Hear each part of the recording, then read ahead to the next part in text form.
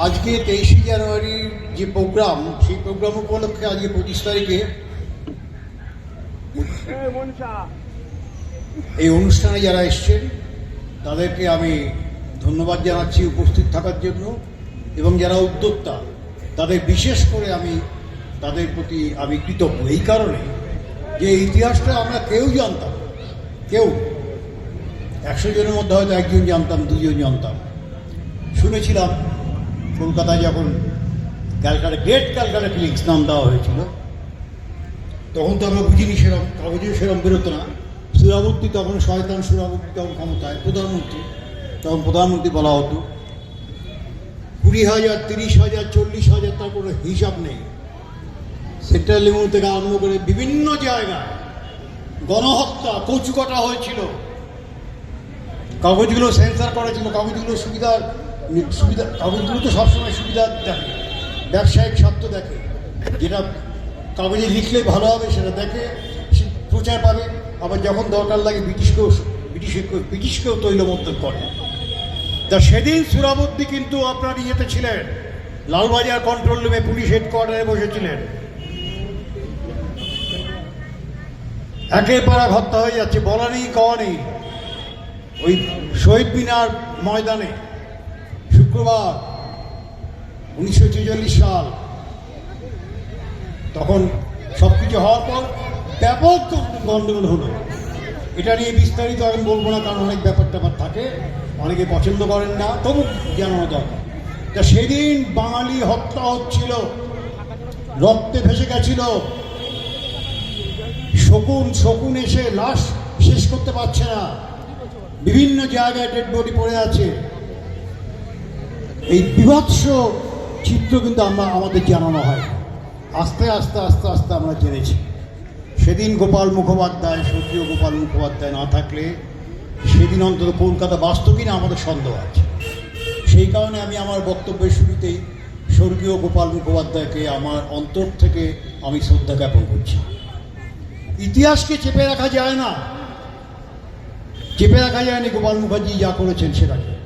তেমনি আমরা যে মহান বিপ্লবী, বিশ্বের শ্রেষ্ঠতম বিপ্লবী, যিনি ভারতবাসী, ভারতাত্মায় মুক্ত প্রতীক, সেই নেতাজি সুভাষচন্দ্র বসুর যে কর্মকাণ্ড সারা বিশ্বে খুঁজে পাওয়া যাবে না এরম নেতা। সেই কর্মকাণ্ডকে কীভাবে চেপে রাখা হয়েছে কয়েকটা উদাহরণ আমি দেব। আপনারা সবাই জানেন যে নেতাজি তদন্ত অন্তর্ধান রহস্যের ব্যাপারে প্রথমে শাহনওয়াজ কমিটি হয়েছিল, পরবর্তীকালে খোসলা কমিশন হয়েছিল, পরবর্তীকালে justice Mukherjee commission of enquiry, JMCI হয়েছিল। শেষটা justice Mukherjee commission of enquiry. এটা কোর্টের অর্ডারেই হয়, কোর্টের ডাইরেকশন অনুযায়ী হয়, শেষ পর্যন্ত ভারত সরকার করেছিল। কিন্তু যেটা বলা যে কীভাবে ইতিহাসকে বিকৃত করে রাখা হয়েছে, কিভাবে আমাদের মনটাকে তৈরি করা হয়েছে। একটা বাচ্চা ছেলে, আমরা যখন স্কুলে পড়তাম, ছোট ছিলাম, আমরা এগুলো কিছুই জানতাম না। যখন বড় হলাম তখনও জানতে পারি না। আমরা ইতিহাসে পড়ছি কি, ভারতবর্ষ স্বাধীন হয়েছে কি করে, চরকা কেটে। ভারতবর্ষ স্বাধীন হয়েছে অনশন করে, লোক দেখানো অনশন, বলবো উদাহরণ দেব। ভারতবর্ষ স্বাধীন হয়েছে অহিংস আন্দোলন করে। পৃথিবীর কোনো দেশে, আপনাদের বলে রাখি, পৃথিবীর কোনো দেশে আপনি দেখাতে পারবেন সারা পৃথিবীর দেশগুলোর কোনো দেশে স্বাধীনতা পেয়েছে বিনা রক্তক্ষয়? রক্ত পড়েনি, চরকা কাটলাম, স্বাধীনতা হয়ে গেল। এটা হয় কোনোদিন? অথচ এই জিনিস আমাদের শেখানো হয়েছে। আপনারা কি জানেন এর হাজারখানা এক্সাম্পল দেওয়া যায়। নেতাজি সুভাষচন্দ্র বসু তো 11 বার জেলে গেছে। কদিন তিনি রাজনৈতিক এই পরিমণ্ডলে ভারতবর্ষে ছিলেন। তিনি তো পড়তে গিয়েছিলেন, ফিরে এসছেন ICS-এর, আপনারা সবাই জানেন। শেষ পর্যন্ত তিনি কদিন রাজনীতি করলেন ভারতবর্ষে? বেশি দিন না, 20-22 বছর, তাও না। তার মধ্যে তো 11 বার জেলে গেছে। মান্দালয় তিনি জেলে ছিলেন দীর্ঘদিন, একের পর এক তিনি জেলে গেছেন। তার জেলার গান্ধী জেল, আকাশ পাতাল তফাৎ। নেতাজি সুভাষচন্দ্র বসু বামপন্থী আন্দোলনের একজন মহান নেতা, ভারতবর্ষে বাম ঐক্যের জনক, লেফট কনসলিডেশন কমিটি তিনি তৈরি করেছিলেন। কিন্তু তখন এখনও কিছু কিছু লোকের মধ্যে আছে বামপন্থী করছেন, আবার পুজোও করছেন। জেনে রাখুন, নেতাজি সুভাষচন্দ্র বসু আধ্যাত্মিক শক্তিতে ভরপুর। এই আধ্যাত্মিকতা না থাকলে এরম নেতা হওয়া যায় না, কোনোদিন হওয়া যায় না, চেষ্টা করেও হওয়া যাবে না। আজকে আমি নেতাজির উপর পড়াশোনা করি 50 বছর, আমার একটা বই আছে চক্রবহী নেতাজি। আমি কোনোদিন বলতে পারবো যে আমি নেতাজি হয়ে যাব? সম্ভব, চেষ্টা করলেই সব হয় না। তার পূর্বজীবনের ব্যাপারটা থাকে, আধ্যাত্মিকতা শক্তি থাকে, এইসব থাকে। যদি তাই হতো, যদি পড়াশোনা করলে আমরা নেতাজি হয়ে যেতাম, রবীন্দ্রনাথ হয়ে যেতাম, তাহলে আজ ভারতবর্ষের রবীন্দ্রনাথ ঘরে ঘরে হতো। অনেক কবি আছে, সেটা হয় না। সুতরাং উপরওয়ালা ভগবানের আশীর্বাদ, তার আধ্যাত্মিক শক্তি, তার বজ্রকঠিন মানসিকতা ইংরেজের বিরুদ্ধে, তার ইংরেজ সাম্রাজ্যবাদের বিরুদ্ধে লড়াই করবার যে ইচ্ছা, লড়াই করবার যে এক্সাম্পল তিনি দিয়েছে, সারা ভারতবর্ষের লোক সেটা মনে রাখবে। শুধু ভারতবর্ষ নয়, আপনারা দক্ষিণ পূর্ব এশিয়ার কথা মনে রাখতে পারেন তো। আমরা তো এখানে যারা রাজনীতি করি তারা একটা পাড়ার এই পাড়া ওই পাড়া। সুভাষচন্দ্র বসু যখন রাজনীতিতে আসলেন প্রত্যক্ষভাবে, কত বয়স তার? তার জন্ম হয়েছিল 1897 সালে। কত বয়স? এই বয়সে যে পপুলারিটি, এই বয়সে যে হিমালয় প্রমাণ জনপ্রিয়তা, তার ম্যাজিক্যাল পার্সোনালিটি, তার শিক্ষা, ভাবা যায় তখনকার দিনে আইসিএস এখনকার মতো নয় তো। তখন যদি আইসিএস পরীক্ষায় 100 কেউ যদি 50 পেত তাকে বলা হতো ভালো। এখন সবাই 100, 200 পরীক্ষা না দিয়ে। তা সেই সময় সুভাষচন্দ্র কিন্তু আইসিএস পরীক্ষা, এটা জানেন সবাই, স্ট্যান্ড করা সত্ত্বেও তিনি দেশের ডাকে, দেশমাতৃকার জন্য, দেশের স্বাধীনতার জন্য তিনি চলে এসেছিলেন সব কিছু। কারণ তার কাছে মনে হয়েছিল জননী জন্মভূমিশ্চ স্বর্গাদপি গরীয়সী। এই হচ্ছেন সুভাষচন্দ্র। অথচ কী পড়েছি, কীভাবে বিকৃত করে রাখা হচ্ছে আমাদের মনটাকে কীভাবে তৈরি করা হচ্ছে। আমি কলকাতা হাইকোর্টের অ্যাডভোকেট আইনজীবী 42 বছর ধরে প্র্যাকটিস করছি। দুর্ভাগ্যজনকভাবে বলতে হচ্ছে, বইটই লেখার পর বা নেতাজির সম্বন্ধে কিছু আলোচনা করেছে, টিফিন টাইমে টেবিল টক করা হয়, 90% লোক জানেন না সত্যি কথাগুলো। সব যা শুনেছেন তাই। আমরা ছোটোবেলা থেকে যেভাবে অভ্যস্ত হয়েছি পড়াশোনা করে, সেটা কোনো ইতিহাসে আছে? কোনো ইতিহাস বইতে আছে ভারত সরকার যেটা লিখেছে যে নেতাজির জন্যই ভারতবর্ষ স্বাধীন হয়েছে? আছে? নেই। ইংরেজরা পর্যন্ত এটা স্বীকার করেছে। কোথাও পড়েছি আমরা? কোথাও পড়েছি আজ পর্যন্ত? ক্লিমেন্ট অ্যাটলি, লেবার পার্টি, 1945 সাল যখন বিশ্বযুদ্ধ শেষ হয়ে যাচ্ছে, সেই সময় তিনি ছিলেন আপনার ইংল্যান্ডের প্রধানমন্ত্রী। তিনি স্বীকার করেছেন যে নেতাজি সুভাষচন্দ্র বসু ভারতবর্ষের থেকে ইংরেজ সাম্রাজ্যবাদকে তাড়াবার জন্য যে ধাক্কা দিয়েছেন, রাম ধাক্কা, ইংরেজ আর সাহস পায়নি ভারত ধাক্কা। কবে পড়েছি আমরা এগুলো? জানতে পেরেছি? কোনো ইতিহাস বইতে আছে? দেখবেন খুলে। ভারত সরকারের পক্ষ থেকে যেসব ইতিহাস বই করা, এই নামটাও কিচ্ছু। চরকা কেটে স্বাধীন হয়েছে, অহিংসা করে স্বাধীনতা হয়েছে, লবণ আইন অমান্য আন্দোলন করেছে, স্বাধীন হয়েছে, এই তো কথা। একটা ছোট্ট উদাহরণ দেবো আপনাদের সামনে, শুনে চমকে যাবে।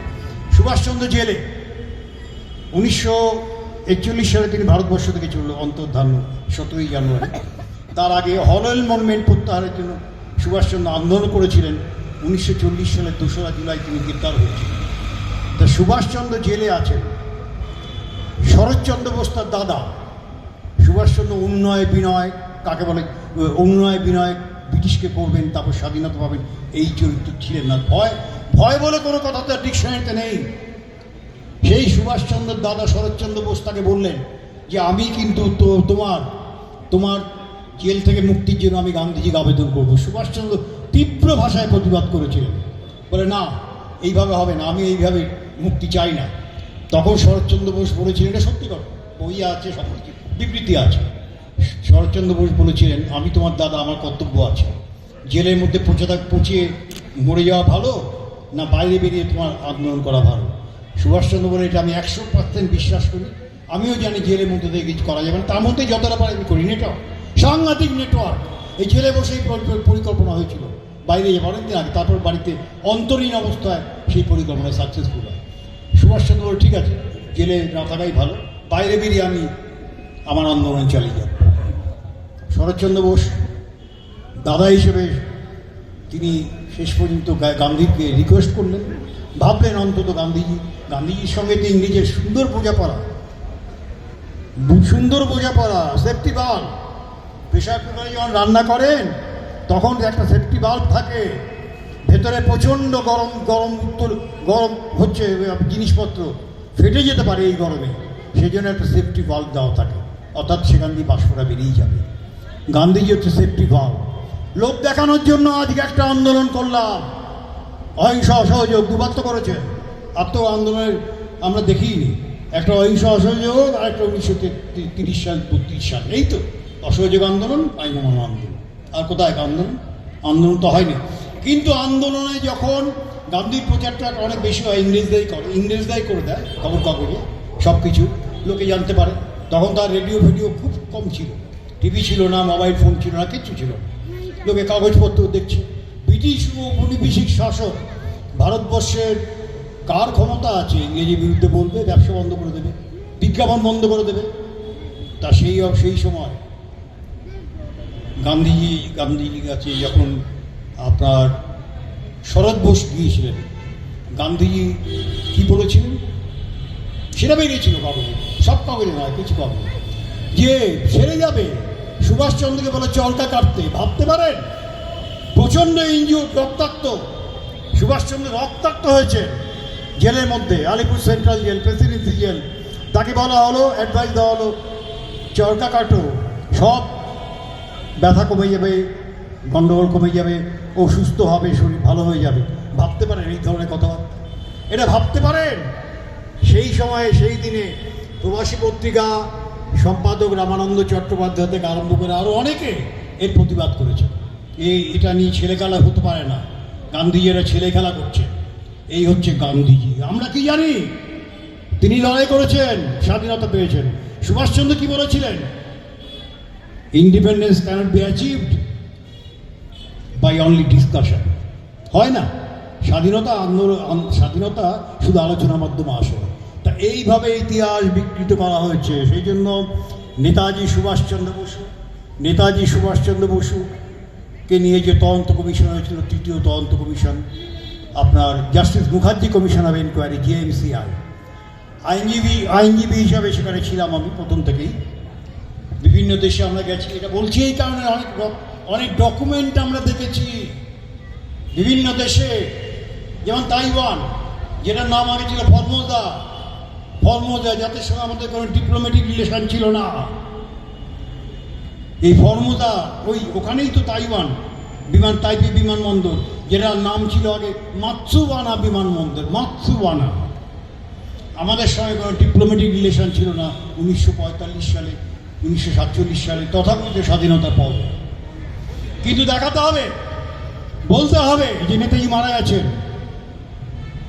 জওহরলাল নেহরুর কাছে রিপোর্ট চাই, ভারতবর্ষের সবচেয়ে ক্ষতিকারক, ভারতবর্ষের সবচেয়ে অভদ্র, ভারতবর্ষের সবচেয়ে বড় চোর জওহরলাল নেহরু। কত বলবো আপনাকে, আজাদিদের টাকা কীভাবে মেরেছেন, পরে আসছে যেটা বলছিলাম। সেখানে তিনি জওহরলাল চাইছিলেন, তার আগেই তো আপনার শাহনওয়াজ কমিটি রিপোর্ট বেরিয়ে গেছে। জওহরলাল নেহরু চাইছিলেন কি, যে ওখান থেকে একটা এনকোয়ারি হোক তাইওয়ানে, ওরা একটা রিপোর্ট দিক আমাদের মন মতন, তাহলে সেই রিপোর্টটা সবাইকে দেখাবো যে দেখো ওরাই বলছে বিমান দুর্ঘটনায় নেতাজি মৃত্যু হয়েছে। এইটাই রিকোয়েস্ট ছিল। কিন্তু ভারতবর্ষের সরকারের রিকোয়েস্ট তো মানবেন না, কারণ আমরা তখনও ব্রিটিশ উপনিবেশের আন্ডারে ছিল আপনার ফর্মোজা। সেই জন্য ইন্ডিয়া গভর্নমেন্টের পক্ষ থেকে, প্রধানমন্ত্রীর পক্ষ থেকে ব্রিটিশ প্রধানমন্ত্রীকে একটা চিঠি দেওয়া হলো। সেই চিঠিতে বলা হলো আপনারা একটা এনকোয়ারি, আপনাদের সঙ্গে ডিপ্লোম্যাটিক রিলেশন আছে, আমাদের সঙ্গে নেই, আপনারা প্লিজ বলুন ফর্মোজা গভর্নমেন্টকে, তখনও ফর্মোজা নাম ছিল, ফর্মোজা গভর্নমেন্টকে, যে তারা একটা এনকোয়ারি করুক ইন আওয়ার ফেভার, একটা জাজমেন্ট দেবে বা এনকোয়ারি করার যেটা বলবে সেটা যেন আমাদের পক্ষে যায়, তাহলে সুবিধা হবে জওহরলালের। যথারীতি ব্রিটিশ সরকার, তার তো বড় পাঁচাটা একজন রাজনীতিবিদ, সে হচ্ছে জওহরলাল নেহরু। কোনোদিনই সংগ্রাম করতে হয়নি, পরিষ্কার বলি। অনেকে চিৎকার দেবেন, কিন্তু পরে বলবেন, পরে জানাবেন জওহরলাল কতদিন সংগ্রাম করেছিলেন। তো সেই জওহরলালের রিকোয়েস্ট মেনেছিল আপনার ব্রিটিশ গভর্নমেন্ট, তাইওয়ান গভর্নমেন্টকে বা ফরমোসা গভর্নমেন্টকে অনুরোধ করলো সেই একটা রিপোর্ট তৈরি করল। 1955 সাল 1966 সালে রিপোর্টটা বেরিয়েছে। তারপরে আপনার ওই রিপোর্ট নিয়ে ওটা প্রথমে চেপে রেখেছিল, কিন্তু ভারত সরকারের কাছে আছে, কিছু পার্লামেন্টের এমপির কাছে জানা গেছে, তারা পার্লামেন্টে প্রশ্ন তুলেছিলেন 1966 সালে। জেনে রাখুন, 1966 সালে পার্লামেন্টে প্রশ্ন তোলা হয়েছিল, তুলেছিলেন অনেক এমপি, তার মধ্যে একজন হচ্ছে বারাসত লোকসভা কেন্দ্র 24 পরগনায় তৎকালীন একজন প্রখ্যাত বামপন্থী নেতা এবং তখনকার দিনে ফরওয়ার্ড ব্লকের নেতা চিত্ত বসু। তিনি ওপেনলি কোশ্চেন তুলেছেন স্বর্ণ সিংয়ের কাছে। স্বর্ণ সিং তখন তৎকালীন যুগে স্বর্ণ সিং ছিলেন পররাষ্ট্র দপ্তরের মন্ত্রী, অর্থাৎ ফরেন মিনিস্টার, এবং আরও কয়েকজন, বেশ কয়েকজন তুলেছেন। স্বর্ণ সিংকে বলা হলো যে আচ্ছা, আমরা শুনেছি, পার্লামেন্টের সদস্যরা বলছেন আমরা শুনেছি তাইওয়ান গভর্নমেন্ট একটা এনকোয়ারি করেছে, সেই এনকোয়ারি রিপোর্ট আপনাদের দিয়েছিল অনেকদিন আগে, আপনারা চেপে রেখেছেন কেন? এবং সেই এনকোয়ারি রিপোর্টে বলা হয়েছে নেতাজির মৃত্যু হয়নি। সেই এনকোয়ারি রিপোর্টে বলা হয়েছে নেতাজি মারা গেছে, পরে এনকোয়ারি হয়েছে। তো আমরা এক সেকেন্ড,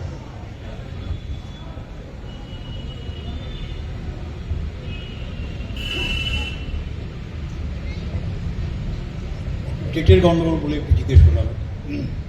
তারা বলেছিল যে কিছুই হয়নি। তো সেখানে বলা হলো, আমি একটু সংশোধন করে দিলাম, এনকোয়ারি হয়েছিল, এনকোয়ারিতে বললো এর কাজ হয়নি, নেতাজিও মারা যান, এরকম বলেছে অনেক কিছু। তো যখন জিজ্ঞেস করা হলো আপনার ইয়েকে, পার্লামেন্টে স্বর্ণ সিংকে, স্বর্ণ সিং বললে হ্যাঁ আমরা রিপোর্টটা পেয়েছি কি মনে পড়ছে না, আমরা জানি না কি। সম্পূর্ণ মিথ্যা কথা, সম্পূর্ণ মিথ্যা কথা। আপনার এই রিপোর্টটা কিন্তু জানানো হলো না ভারতবাসীকে। পরবর্তীকালে এই justice Mukherjee commission of enquiry যখন লন্ডনে গেলেন, লন্ডনে আমি যেতে পারিনি তখন, লন্ডনে গেলেন, সেই লন্ডনে গিয়ে তিনি পাবলিক রেকর্ডস অফিস থেকে এবং ব্রিটিশ লাইব্রেরি থেকে তিনি এনকোয়ারি রিপোর্টের একটা কপি এনেছিলেন, আমরা সবাই পেলাম, আমরা এই কমিশনে ছিলাম। এই এনকোয়ারি রিপোর্টে দেখানো হলো, বলে দেওয়া হলো না কোনো প্রেস হয়নি, সব কিছু হয়নি, অনেক কিছু বলেছে। তো এইভাবে ইতিহাস চেপে রাখা গেছে, এইভাবে ইতিহাস চেপে রাখা হয়েছে। আমরা কমিশনের পক্ষ থেকে 2001 সালের আগে আমরা ইয়েতে গেলাম, তাইওয়ানে গেলাম, আমিও ছিলেন আমাদের কমিশনের chairman, justice Mukherjee commission of enquiry chairman, শ্রদ্ধেয় মহামান্য বিচারপতি, সুপ্রিম কোর্টের বিচারপতি মনোজ কুমার মুখার্জি, আমি ছিলাম, জাস্টিস মনোজ কুমার মুখার্জি ছিলেন, তারপর ছিলেন আরও একজন দুজন। তা আমরা আমরা আমরা গিয়েছিলাম একবার তাইপে এয়ারপোর্টে, বাতসুয়ানা এয়ারপোর্টে, আমিও ছিলাম। আমরা দেখলাম ফ্লাইট রেকর্ডস দেখলাম, লিস্ট অফ প্যাসেঞ্জার্স দেখলাম, ওয়েদার রিপোর্ট দেখলাম, সব কিছু আমরা দেখেছি, আমরাও ছিলাম। সব দেখিয়ে দিয়ে বললো যে 1945 সালের 18ই আগস্ট যে নেতাজি 1945 সালের 18ই আগস্ট নেতাজি মারা গিয়েছেন, বলছেন কোনো প্লেনই চলেনি, এখানে কোনো প্লেনই চলেনি, একটা প্লেনও পর্যন্ত যায়নি। আমরা গিয়ে জানলাম এটা, সব কাগজপত্র দেখে। তারপর আমরা গেলাম ক্রিমেটোরিয়ামে, একজন লোক মারা গেলে তার ডেথ সার্টিফিকেট লাগবে, তার ক্রিমেশন পারমিট লাগবে, এগুলো লাগে তো। নেতাজি সুভাষচন্দ্রের ব্যাপারে আমরা ক্রিমেটোরিয়ামে গিয়ে জিজ্ঞেস করলাম যে ডক্টর সার্টিফিকেট আছে, ডেথ সার্টিফিকেট? ওগুলো নেই। তারপর আমরা জিজ্ঞেস করলাম ক্রিমেশন পারমিট আছে? বললো নেই। আমি মারা গেলে তারপর পোস্টমর্টেম হবে, ওটা হয়েছে? বলো না। আমি জাস্টিস মনোজ কুমার মুখার্জি, ক্রিমেটোরিয়ামের লোক এবং একজন, এখানে 4 জন মিলে আমরা সব ডেথ সার্টিফিকেট দেখলাম। তাইওয়ানের ডেথ সার্টিফিকেটগুলো গার্ডার দিয়ে প্রতি মাসের ডেথ সার্টিফিকেট বেঁধে রাখে। এরোপ্লেন এয়ারফোর্সে বা এয়ারপোর্টের যে ক্র্যাশটা হয়, সেই ক্র্যাশে কজন মারা গেছেন সেই ডেথ সার্টিফিকেটগুলো নিয়ে 1 মাসে কজন মারা গেছেন সবকটা একসঙ্গে করে গার্ডার দিয়ে রেখে দেওয়া হয়। আমাদের 3 মাসে জুলাই আগস্ট এবং সেপ্টেম্বর 3 মাসের ডেথ সার্টিফিকেট আমরা দেখলাম, প্রতিটি আমরা চেক করে দেখেছি। আমাদের সঙ্গে ইন্টারপ্রেটার ছিল, কিছু কিছু রাশিয়ান ল্যাঙ্গুয়েজ আমরা যাওয়ার আগে শিখে নিয়েছিলাম, এনাফ নয়, তবু কিছু সাহায্য হয়েছে। সব ডেথ সার্টিফিকেটগুলো আমরা দেখলাম, কোথাও নেতাজির নাম নেই। প্রশ্ন উঠবে যে নেতাজি যদি মারাই যেতেন তাহলে তো ইংরেজ নাচত, ভারত সরকার নেচে গান করতো, নাচ গান করতো, কারণ তাদের চোখে সবচেয়ে বড় শত্রু ব্রিটিশ নয়, ব্রিটিশ তাদের মিত্র, শত্রু হচ্ছে কে? শত্রু হচ্ছে নেতাজি সুভাষচন্দ্র। এটা প্রমাণ হয়ে গেল যে নেতাজি মারা যাননি, ক্র্যাশই হয়নি। এই প্রশ্নটা কমিশনে উঠলো। কমিশনে ভারত সরকারের পক্ষ থেকে যে একজন লয়ার ছিলেন, তিনি এখন মারা গেছেন, তারক পাল, সেও ছিল, সবাই ছিল। ভারত সরকারের পররাষ্ট্র দপ্তরের সেক্রেটারি অনেকে সবাইকে জিজ্ঞেস করা হয়েছিল একেবারে, কই কেউ কোনো কাউন্টার করতে পারেনি। কাউন্টার করে কোনো এভিডেন্স দেয়নি গভর্নমেন্ট অফ ইন্ডিয়া যে হ্যাঁ ক্র্যাশ হয়েছিল, উনি মারা গেছেন, দেয়নি। এর থেকে কী প্রমাণ হয়? এর থেকে কী প্রমাণ হয়? যে ইতিহাসকে চেপে রাখা আছে। কারণ নেতাজির নামটা যদি লোকে জানতে পারে, নেতাজি স্বাধীনতা সংগ্রামে সবচেয়ে বড় বিপ্লবী ছিলেন, তারাই গান্ধীর নামটা মাটিতে মিশে যাবে। হিমালয় সমতার জনপ্রিয়তা আর গান্ধী জওহরলালের শ্যাওলা পরিষ্কার কথা। যত জানবেন গান্ধীর সম্বন্ধে, যত জানবেন জওহরলালের সম্বন্ধে, তত চমকে যাবে। আপনারা কি জানেন, এটা কি আপনার জানা আছে যে দ্বিতীয় বিশ্বযুদ্ধ শেষ হওয়ার পর আপনার জওহরলাল নেহরু 1945 সালের 28 ডিসেম্বর 1945 সাল চিঠি লিখে দিয়েছিলেন। কাকে? ক্লিমেন্ট অ্যাটলিকে। ক্লিমেন্ট অ্যাটলি হচ্ছেন ইংল্যান্ডের প্রধানমন্ত্রী, তৎকালীন লেবার পার্টি। পরবর্তীকালে কনজারভেটিভ পার্টির প্রধানমন্ত্রী এসেছিলেন চার্চিল, সে দরকার নেই আমরা ভাবার। তো সেই লেবার পার্টি চার্চিল বলেছিলেন, সেই চার্চিল বলেছিলেন, ক্লিমেন্ট অ্যাটলি বলেছিলেন যে ভারতবর্ষ স্বাধীনতা পেয়েছে নেতাজির জন্য। সেই ক্লিমেন্ট অ্যাটলিকে জওহরলাল নেহরু চিঠি লিখছেন। মনে রাখবেন, এটা জওহরলালের পরিচয়। যারা এখনো নেহরু পরিবারের নামে আমরা গদগদ হয়ে যাই, অনেকে না জেনে, না পড়াশোনা করে, কোনো বই আমাদের এইভাবে পড়ানো হয়, ছোটবেলা ইতিহাসকে চেপে রাখা হয়। সেই ক্লিমেন্ট অ্যাটলিকে জওহরলাল চিঠি লিখছেন। কি লিখছেন? কবে লিখছেন? লিখেছেন সেই 1945 সালের আপনার 25 এবং 26 ডিসেম্বর। কি লিখলেন? চিঠি লিখলেন ক্লিমেন্ট অ্যাটলিকে জওহরলাল, স্ট্যালিনের সম্বন্ধে অভিযোগ করে। স্ট্যালিন রাশিয়ার সর্বময় কর্তা, যে আপনাদের যুদ্ধ অপরাধী স্ট্যালিন, আপনাদের যুদ্ধ অপরাধী নেতাজি সুভাষচন্দ্র বসু, তাকে আশ্রয় দিয়েছেন স্ট্যালিন মিত্রশক্তির সঙ্গে ছিলেন। রাশিয়ার দ্বিতীয় বিশ্বযুদ্ধে মিত্রশক্তি, অক্ষশক্তি, সেই মিত্রশক্তির সঙ্গে ছিলেন। সুতরাং আমরাও তাদের সঙ্গে ছিলাম। ব্রিটিশ ভারত ঔপনিবেশিক ভারতে আমাদের সেনারা লক্ষ লক্ষ জয়েন করেছিল, গান্ধীজিরা জয়েন করতে গিয়েছেন, জওহরলাল সবাই। তো যাই হোক, তা উনি যখন মিত্রশক্তির মধ্যে ছিলেন স্ট্যালিন, সুতরাং যুদ্ধ অপরাধী হিসেবে তার বিচার হওয়া উচিত। আপনারা সবাই আপনাদের বলে দিই এই কথাটা, যে দ্বিতীয় বিশ্বযুদ্ধের পর নুরেমবার্গে জার্মানির সৈন্যদের যারা বন্দী হয়েছিলেন তাদের বিচার করা হয়েছিল, অসংখ্য ফাঁসি হয়েছিল, অসংখ্য। প্রধানমন্ত্রী থেকে আরম্ভ করে অনেক ফাঁসি জাপানে হয়েছিল। জাপানের যুদ্ধ অপরাধীদের বিচার হয়েছিল কোথায়? টোকিওতে। সেখানে হিদেকি তোজো, যিনি জাপানের প্রধানমন্ত্রী, তাকেও ফাঁসি দেওয়া হয়েছিল। নামি নামি লোককে জাপানে, যেমন জার্মানের গোয়েবেলস থেকে আরম্ভ করেছিল। এর মধ্যে অনেকে আবার আত্মহত্যা করে ফেলেছিল। তা এই হচ্ছে যারা নাম করা যুদ্ধ অপরাধী, যাদের বিরুদ্ধে ইংরেজ সাম্রাজ্যবাদ, ফরাসি সাম্রাজ্যবাদ, আমেরিকান সাম্রাজ্যবাদ সঙ্গে পরবর্তীকালে সোভিয়েট রাশিয়া এক হয়েছিল, তারা এরকম নামি লোক দেখলেই তাদের ফাঁসি দেওয়া হতো, অনেক ফাঁসি হয়েছে।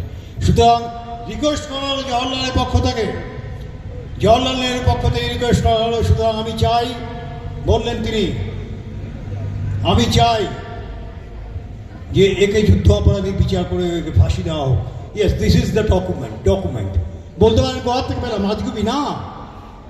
খোসলা কমিশন হয়েছিল, খোসলা কমিশন। প্রথমে শাহনাজ কমিটি, তিনজনকে নিয়ে শাহনাজ খান, নেতাজি সুভাষচন্দ্র বসুর দাদা সুরেশচন্দ্র বসু এবং এস এন মৈত্র, আন্দামান নিকোবর দ্বীপপুঞ্জের প্রশাসক। একেবারে সরকারি আমলা, ব্রিটিশের পাঁচেরই বড় হয়েছে। তা সেই সুরেশচন্দ্র বসু অনেকে জানবেন না, জানানো হয়নি। শাহনাজ কমিশনে সুরেশচন্দ্র বসু পাল্টা রিপোর্ট দিয়েছিলেন যে নেতাজি মারা যাননি। বিমান দুর্ঘটনায় হয়নি, মারা যাওয়ার প্রশ্ন নেই। কজন জানি আমরা এটা? কজন জানি আমরা? জানানো হয়েছে আমাদের না।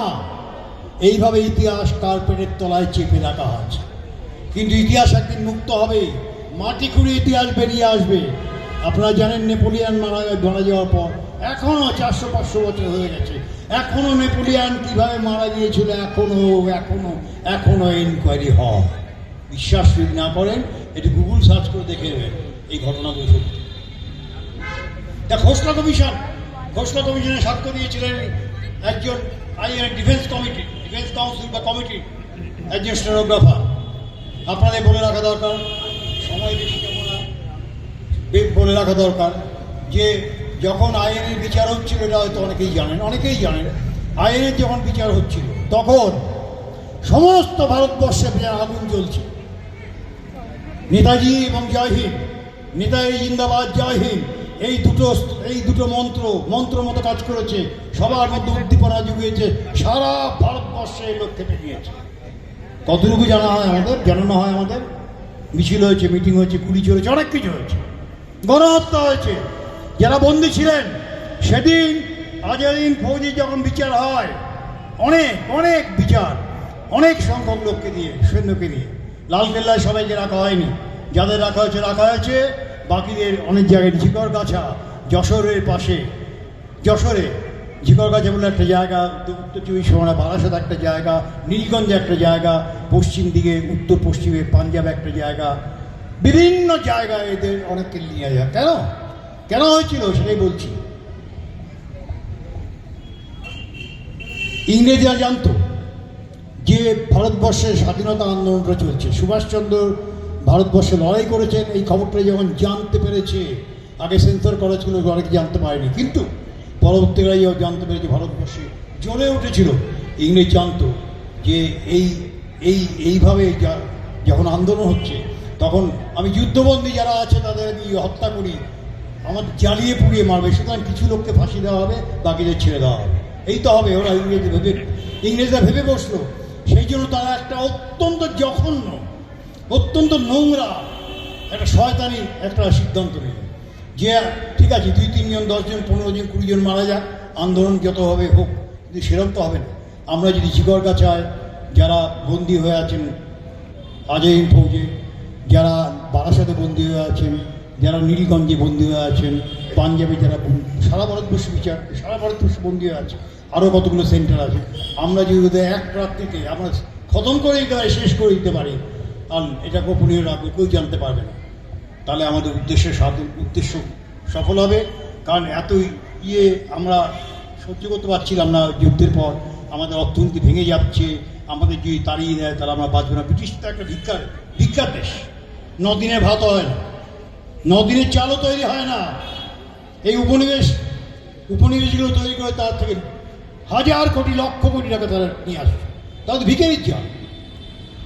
পলাশী প্রান্তে যুদ্ধের পর কত হাজার বস্তা হিরে মাণিক্য, সোনা দানা সব কিছু কল্পনা করতে পারবে।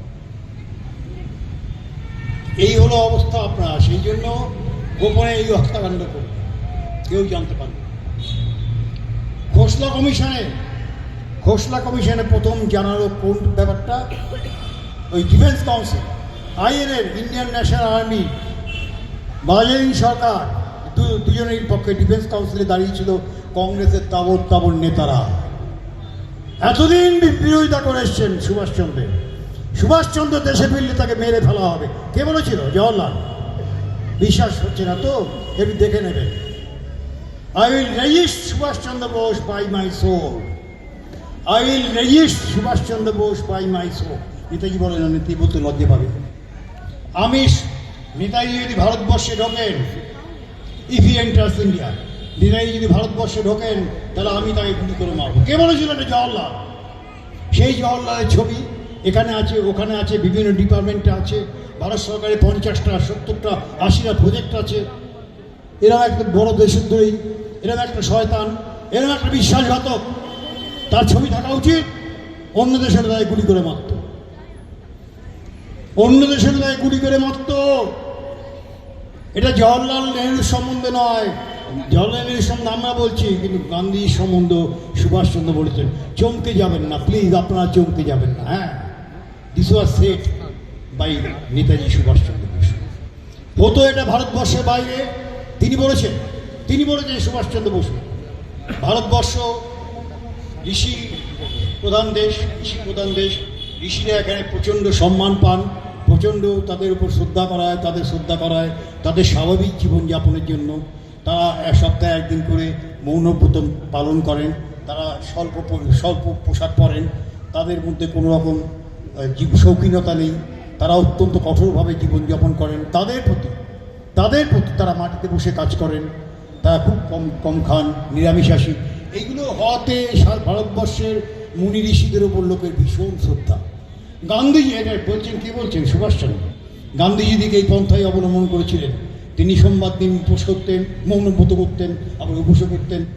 তিনি কৌপিন পরে থাকতেন, তিনি মাটিতে বসে কথা বলতেন যখন রাজনীতিতে মিটিং হচ্ছে। তিনি একটি লাঠি ধরে তিনি হাঁটতেন। অত্যন্ত লোকে দেখে ভাবছে কত বড় একজন সাধু, কত বড় একজন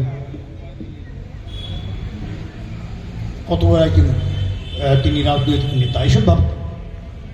সুভাষচন্দ্র বললেন, এটা যদি ভারতবর্ষে এইভাবে স্বাধীনতা আসবে না। গান্ধীজি ব্যক্তিগত জীবনে যতই সাদাসিধে হন, ভারতবর্ষের স্বাধীনতা এইভাবে আসবে না। কারণ হাত জোর করে, করজোরে, মাথা নিচু করে, নতজানু হয়ে স্বাধীনতা পাওয়া যায় না। হ্যাঁ, এটা সুভাষচন্দ্র বলে কি বললেন? হতো এটা অন্য দেশ, নাম করে বলেছেন। এটা যদি রাশিয়া হতো, এটা যদি ফ্রান্স হতো, এটা যদি ইংল্যান্ড হতো, তাহলে গান্ধীজিকে ফায়ারিং স্কোয়াডের সামনে মরতে হতো, কিংবা মানসিক হসপিটালে পাঠিয়ে দেওয়া হতো। এই কথাটা সুভাষচন্দ্রের কথা, পড়ে নেবেন।